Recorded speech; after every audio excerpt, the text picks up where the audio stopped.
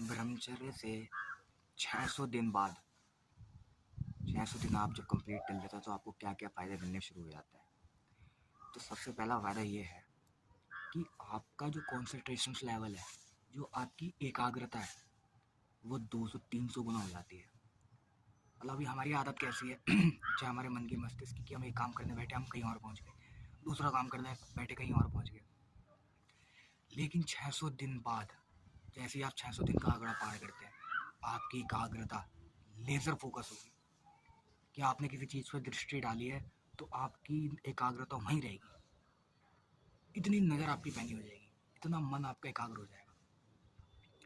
दूसरा, आपकी स्मरण शक्ति, आपकी मेमोरी, आपकी याददाश्त बड़ी परफेक्ट हो जाएगी। जो हम छोटी छोटी चीज़ें रख के कहीं ना कहीं भूल जाते हैं, या हमारा हमारा जो कह लेगी जो सबसे बड़ी बात है, जो हमारा स्वरूप ही है, वही हम भूल गए। तो धीरे धीरे क्या होता है कि जैसे हम कर्म करे जा रहे हैं तो हमारे ऊपर गंदगी इकट्ठी होती जा रही है। तो जैसे हमने एक गिलास से पानी फेंका, तो गिलास से हमने आगे पानी फेंका फेंका वो आगे की तरफ जा रहा है जा रहा है जा रहा है। अब वो आगे जाते जाते इतनी आगे पहुंच गया कि वो भूल ही गया कि मैं गिलास से निकला था। वो बहते जा रहा है एक फ्लो में। तो इस यादाश्त से आपको ये स्मरण शक्ति बार बार बनी रहेगी कि भाई मेरा एक टारगेट है, ये देह मुझे सिर्फ ना तो इसे भोगने के लिए मिली हुई है, ना सिर्फ आयाशी करने के लिए मिली हुई है, ना सिर्फ पैसे ही कमाने के लिए, ना पद प्रतिष्ठा मान सम्मान, ना हंसी खेल मजाक के लिए ही नहीं मिली हुई। ये सब चीज़ें भी हैं उसमें इंक्लूडेड, लेकिन सिर्फ इन्हीं चीज़ों के लिए नहीं मिली। तो आपकी एक स्मरण शक्ति हमेशा बनी रहेगी। आपको मतलब बीच बीच में झटके लगते रहा करेंगे, भाई मेरा एक टारगेट है, मेरे जीवन का एक उद्देश्य भी है भाई, कि मैं जिस गिलास के पानी से निकला और पानी से बहता बहता बहता बहता पता नहीं कितनी आगे निकल गया, मैं अपने गिलास को भूल गया कि जो मेरा मूल स्रोत है, मुझे उस तक वापस पहुँचना है। तो आपकी जो स्मरण शक्ति है वो ऐसी है कि आप जैसे हमारे साथ ऐसा होता है कि हमें किसी से प्यार वगैरह हो जाए, जिसे हम लौकिक भाषा में प्यार कहते हैं। हमें प्यार हो जाए किसी से, या हमें कुछ या कोई भी बात हो जाए, तो हमारे मन में वो चलती रहती है। तो इस प्रकार जैसे आप किसी भी चीज़ पे स्मरण करना शुरू करेंगे, किसी चीज़ का, जैसे मुझे आज इस चीज़ का स्मरण करना, तो आपका स्मरण शक्ति इतनी तेज होगी कि जैसे चाहे वो नाम जप ले लो, या आप साक्षी की साधना ले लो, या आप अपने लाइफ में कुछ अचीव करना चाहते हैं, तो 24 घंटे आपकी खोपड़ी में सिर्फ एक ही चीज़ चलनी शुरू हो जाएगी कि मुझे इससे ये करना है, इसके बाद मेरा ये, इसके बाद मेरा ये, इसके बाद ये। इतना प्रभाव है इस चीज़ का।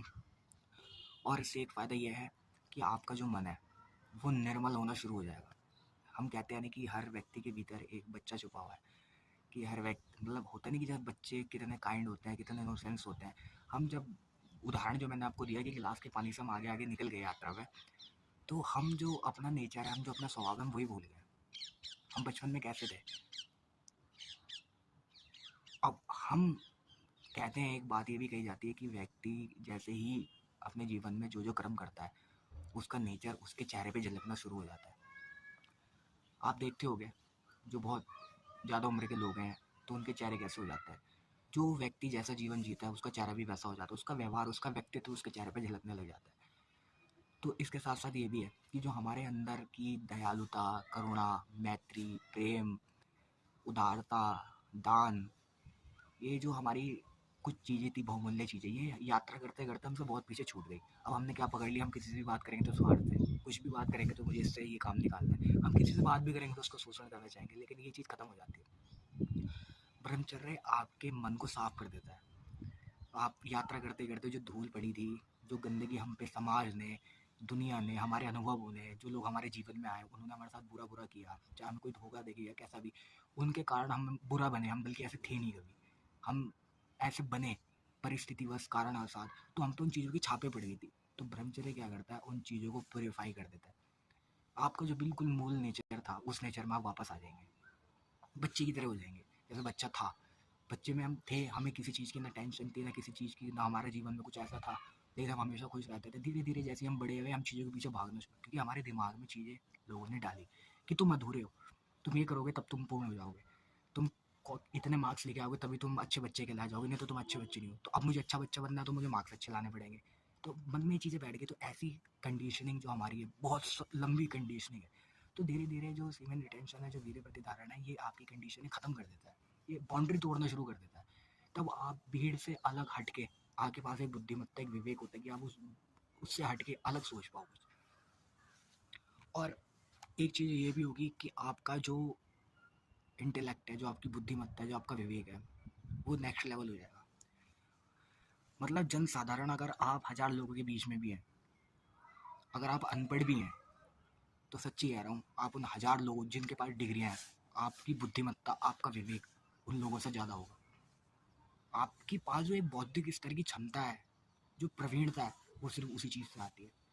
लाख लोग आपके सामने खड़े होंगे, उनके पास बड़ी बड़ी डिग्रियाँ होंगी, कुछ भी होगा, लेकिन आप अगर ब्रह्मचर्य का पालन कर रहे हैं, तो जैसे हनुमान जी होते हैं ना, बल बुद्धि विद्या देहु मोहि, तो वही उसी प्रकार आपकी बुद्धि ऐसी हो जाएगी, ऐसी हो जाएगी कि आप अगर तर्क भी किसी से करना बैठे तो आप उसे तर्क में हरा दोगे, क्योंकि आप जीवन को सहज तरीके से देख रहे हैं, जीवन को जी रहे हैं, ना कि आप व्हाट्सएप से, सोशल मीडिया से या कुछ इन्फॉर्मेशन इकट्ठा कर रहे हैं किताबों के द्वारा, किसी चीज़ के द्वारा नहीं। आप खुद चीज़ों को एक्सपीरियंस कर रहे हैं, आप खुद उन चीज़ों का अनुभव कर रहे हैं, खुद जीवन जी रहे हैं, खुद साधना कर रहे हैं, तो जो ज्ञान प्रभु के द्वारा आपको दिया जाएगा वो अलग ही होगा। तो आप कभी भी किसी भी चीज़ से परास्त नहीं हो सकते। दूसरा, एक चीज़ इसमें ये भी है कि आपको किसी से गाइडेंस लेने की ज़रूरत नहीं पड़ेगी। जैसे हमारे जीवन में परेशानियाँ आती हैं, हम परेशान हो जाते हैं, व्यतीत हो जाते हैं कि भाई अब मैं क्या करूँ, मैं क्या करूँ, ऐसा होना बंद हो जाएगा। आप इतने मजबूत हो चुके होंगे कि कोई भी परिस्थिति आएगी आप झेल जाओगे। और दूसरा, आपको किसी की गाइडेंस लेने की ज़रूरत नहीं पड़ेगी, किसी से राय मशवरा मांगने की ज़रूरत नहीं पड़ेगी। क्यों? क्योंकि आपके पास एक बुद्धिमत्ता है, आपको ये भी पता लग जाएगा उसके साथ साथ कि अगर मैं इसके पास जाता हूँ, ये भी तो उसी चीज़ में फंसा हुआ है, मुझे निकाल तो वही सकता है ना इन चीज़ों से, जो इन चीज़ों से खुद निकला हो। पूरी दुनिया इन चीज़ों में फंसी हुई है, मुझे क्या निकालेगी? तो आपके पास एक बुद्धिमत्ता है, तो आप अपनी चीज़ों का निष्कर्ष सोल्यूशन खुद ही निकाल लेंगे। और इससे एक चीज़ और ये होगी कि आपका ईश्वर के प्रति प्रेम बहुत बढ़ जाएगा। या कह लें कि अगर आप ज्ञान मार्ग से चलते हो या आप थोड़े तार्किक किस्म के हो, तो आपका जो सेल्फ लव है, जो आपका आपके प्रति प्रेम है, वो बहुत बढ़ जाएगा।